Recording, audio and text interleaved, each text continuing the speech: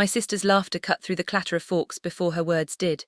"You don't mind watching them, right?" she said, already turning back to her wine. The twins climbed into my lap, one tugging my hair, the other spilling juice down my sleeve. The table roared with laughter like it was all a show. No one looked at me, not when I stood to grab a towel, not when I wiped the stain that wasn't mine. That night I didn't yell or cry. I started packing. They thought I'd still show up for the family trip. They had no idea I'd already booked my own ticket out. Before I tell you what happened next, tell me, where are you listening from, just so I know someone out there understands. And when you've heard the whole story, tell me, what would you have done if it were you? I used to think the silence in our house meant peace. It didn't. It meant someone else was being celebrated. Every wall carried proof photos of my sister's first steps, her graduation, her wedding. My corner of the hallway was bare. When her old clothes didn't fit me, Mom called it being practical. When her trophies gathered dust, Dad said we'd save space. I learned early that my name didn't echo as loudly as hers. At 15, I won a writing contest. The envelope came in the mail, stamped and official. I remember placing it on the kitchen counter while Mom flipped pancakes. "That's nice, honey," she said, eyes on the stove. Then the phone rang. It was my sister calling about her new job offer. By the time Mom hung up, my envelope had disappeared under the grocery list. In college, I waited tables after class. Most weekends, my phone lit up with one name, hers. "Can you watch the twins?" Just for a few hours. The hours always stretched into nights. Their toys cluttered my floor. Their cereal bowls filled my sink. Before I continue the story, tell me first, where did you hear this from? Write it in the comments, because what happens next, most people won't believe. When I said I had exams, she sighed. "You're so lucky to have free time." Dad's voice echoed one night when I asked about help with tuition. "We're still paying off the wedding," he said, not looking up from his paper. The edge of the page trembled slightly as he turned it. I realized he knew how unfair it sounded. He just didn't care enough to stop reading. It wasn't one big betrayal. It was thousands of small ones, every hand-me-down, every favor, every quiet dismissal, a lifetime of being the easy choice. I used to believe staying quiet kept the peace. But peace built on silence isn't peace at all, it's debt. And someone always comes to collect. It was supposed to be my birthday dinner. But the cake already had her kids' names on it. We thought it'd be fun to celebrate everyone together. Mom said like that, explained why my candles were shaped like cartoon animals. The twins clapped, everyone laughed. After dessert, Mom slid an envelope across the table. "We have a surprise," she said, "a family trip next week. We booked everything." Dad nodded, proud. "You'll love it, Sarah. You'll help with the boys so Liv can finally relax." The room tilted for a second. I heard the hum of the refrigerator, the scrape of a fork on porcelain. Then my own voice, flat, even. "I'm not going." Silence. Olivia's smile froze. "What do you mean you're not going?" "I mean exactly that." Mom's tone sharpened. "Don't make a scene." I set my fork down. The metal rang softly against the plate. "I'm not making a scene, I'm just saying no." Dad cleared his throat, muttered something about gratitude. Olivia whispered, "You're unbelievable." I stood, pushing my chair back slowly, the legs dragging across the tile. "You've had my weekends, my nights, my patience. You can have the trip too, but without me." Their voices tangled as I walked out. Questions and guilt layered over each other. The door closed behind me, muffling it all. For the first time, the quiet didn't feel like punishment, it felt like space. That night I opened my laptop. Flights, hotels, a blank search bar blinking back at me. My fingers hovered for a moment, then typed one word: elsewhere. I didn't slam any doors, I didn't need to. The quiet was enough. That night I sat at my desk with the single lamp on its circle of lights, small but steady. My laptop hummed as I opened a new spreadsheet. Payments, rent, flights, each word was a column, each cell a step out. I scrolled through airline sites, comparing numbers like someone memorizing an escape route. The cursor blinked over the word confirm. I pressed it. A new flight, a new destination, same weekend as theirs. Every sound in the house became sharper after that. The washing machine droning, Dad's TV too loud. Mom's phone calls filled with my sister's laughter. I'd hear her say things like, "Sarah will help." And I'd picture my name folded into every plan like a napkin no one asked for. I stopped answering calls, stopped volunteering anything. During lunch breaks at work, I printed every receipt and booking confirmation I made, folded them neatly, slid them into a clear sleeve in my folder. There was something holy about the order of it. Numbers, dates, timestamps, I kept each one like proof that my life finally had structure outside of them. A week before the trip, I went to buy a suitcase. The clerk asked if it was for business or pleasure. Neither, I said. "Freedom," she laughed, not knowing I meant it. The suitcase was grey, hard-shelled, soundless when it rolled. At home, I laid it open on my bed. One by one, I packed white shirts, folded jeans, my notebook, the silver water bottle I always carried. I zipped it halfway, leaving room for something that didn't. Fit yet the feeling of leaving for real. Mom knocked on my door that night. "Remember to bring sunscreen," she said, mistaking my closed laptop for agreement. I nodded once, watching her reflection in the screen. Her words floated in the air long after she left. The next day Olivia texted, "Can you pick up extra snacks for the twins?" I stared at the message until it disappeared from the screen. Then I deleted the thread. No reply. I started waking up earlier, walking around the block before work. The air before sunrise felt untouched new. I practiced silence there, learning the weight of it in my lungs. I didn't know anyone a single word anymore. In the evenings, I cleared my emails, unsubscribed from everything with their names on it. I organized my bank accounts, stopped every ought-to-pay tied to shared bills. My life shrank down to essentials: what I earned, what I kept, what I chose. Maya from work noticed. "You've been quiet," she said over coffee.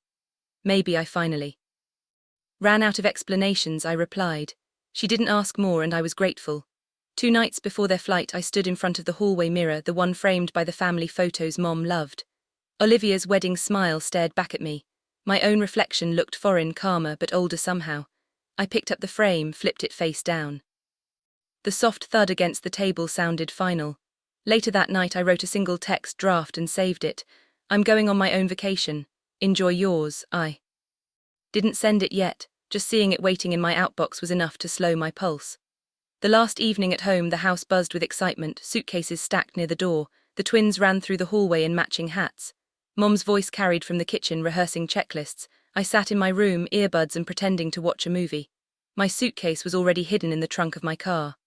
At midnight, I checked the flight again on time. I took one slow breath, turned off the lamp and let the darkness settle. My phone lit up once Olivia's message, "Can't wait for our trip." I powered the phone down without replying. That night I slept deeper than I had in years. Morning came in the quietest way. The smell of coffee drifted from the kitchen, the house alive with movement.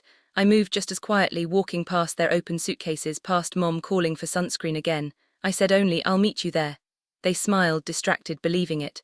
The drive to the airport was a blur of sunrise and highway signs. I parked at a different terminal, checked my bag and watched families pass with the same exhaustion I'd carried for years. At my gate, I sat near the window, watching planes lift like secrets breaking free. When my boarding group was called, I opened my phone, scrolled to the saved message and hit send. "I'm going on my own vacation. Enjoy yours." Then I powered it off and dropped it into my bag. No one saw me leave. The airport hum was constant voices, wheels, gates calling. Numbers that meant nothing to me. My family was somewhere on the other side of the terminal, juggling tickets, backpacks and the twins. I pictured the scene without needing to see it. Mom fussing, Olivia half scolding, Dad trying to sound patient. They'd think I was parking the car, maybe grabbing coffee. For once, I liked that they weren't looking for me. I walked to my gate, showed my boarding pass and stepped onto a plane heading in the opposite direction. The air smelled like metal and recycled air.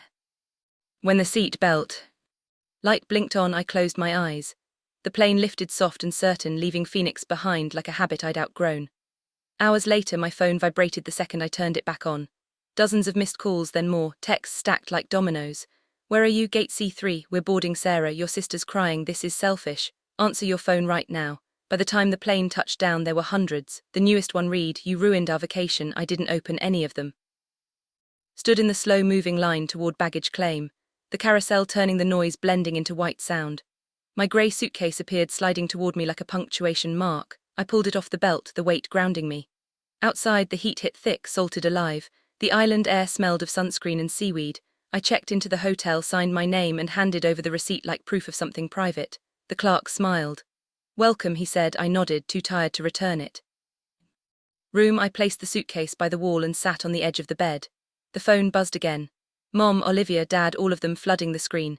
For a moment the guilt pulsed, quick, sharp, human. Then it flattened like a wave, collapsing back into the sea. I turned the phone over, screen down, and stared at the ceiling. Somewhere my family was probably arguing in an airport lounge, the twins crying, Olivia fuming. I pictured Mom's voice breaking when she realized I wasn't on the next flight either. They'd call it betrayal, I called it balance. The next morning I walked to the shoreline before sunrise. The sky was pale orange, the water breathing in slow rhythm.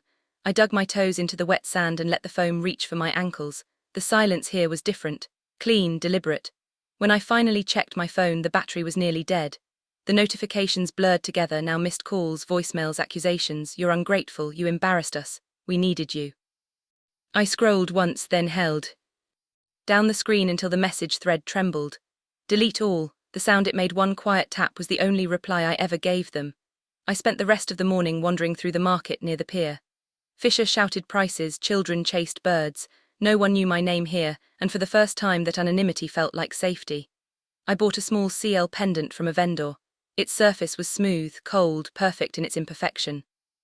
When I held it up to the light, I thought of the glass of juice spilling across the table back home, color bleeding into white, and how now finally I could just let it dry.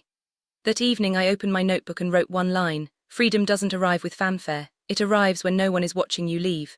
Then I closed the book and left it on the bedside table next to the key card. Outside, the wind shifted, carrying faint laughter from somewhere down the beach. For a split second it sounded like hers, my sister's, but it wasn't. It was just the world moving on the way it always does. Morning light spilled through the thin curtains, soft and pale. The tide whispered against the shore outside my window, steady and unbothered. I brewed coffee in the small hotel pot, the smell sharp and grounding. My phone sat face down on the nightstand, quiet for once. I didn't reach for it. I took my cup to the balcony. Below, the beach stretched empty except for a few early risers dragging chairs into the sand. No twins, no voices calling my name, just space. Wide enough to breathe in. I hadn't realized how loud my life had been until it went still. I opened my notebook again. The line from the night before stared back at me. Freedom doesn't arrive with fanfare. Beneath it I wrote another: it stays when you stop apologizing for wanting it. The pen bled a little on the page, ink sinking into the fibers. It felt permanent, like a promise. Later I walked along the waterline, letting the surf erase my footprints as I went. I thought about every version of myself that had stayed. Quiet at the table in the kitchen, at the edge of every family photo. I used to think silence was safety. Now I understood it could be armor too. By afternoon I packed my bag. The suitcase closed with a single click, smooth and final. I left the room key on the desk beside a note for housekeeping. Thank you, no return address, no name. The flight home was calm, no calls waiting when I turned my phone on. Maybe they'd stopped trying, maybe they finally believed me. Back in Phoenix I didn't drive to the old house. I went straight to my apartment instead. The light there was clean, white, unfiltered. I unpacked slowly folded clothes, placed the seashell pendant on my desk. It glowed faintly in the afternoon sun. The same color as the foam that had touched my feet that morning. The kettle hissed on the stove. Steam rose thin and silent. I poured the water, watched it swirl, then exhaled. No noise, no apologies, just air filling a space that finally belonged to me. The next morning I woke. Before sunrise, the city was still, the air faintly cool against the windows. I sat at my desk, the one with no framed photos, no noise, no ghosts. My phone lay beside the seashell, dark and still. For once no one expected anything from me. That emptiness felt clean. I made tea, opened the window and listened. No shouting, no footsteps, only wind. For years I mistook duty for love and silence for peace. But real peace doesn't ask for permission, it just waits for you to notice it. I looked. Around my small apartment, the stack of books, the folded blanket, the light spilling across the floor. It wasn't much, but every inch of it was mine. Maybe one day they'll tell the story differently, how I walked away or ruined the trip. Let them. The truth is simpler. I just stopped showing up to places where I was never seen. The kettle whistled. I smiled, slow and quiet. The silence that followed wasn't lonely, it was earned. If you've ever had to leave to find peace, tell me. Where did you go, and did it finally feel like freedom? If you enjoyed the story, hit like, drop a comment and subscribe for the next chapter.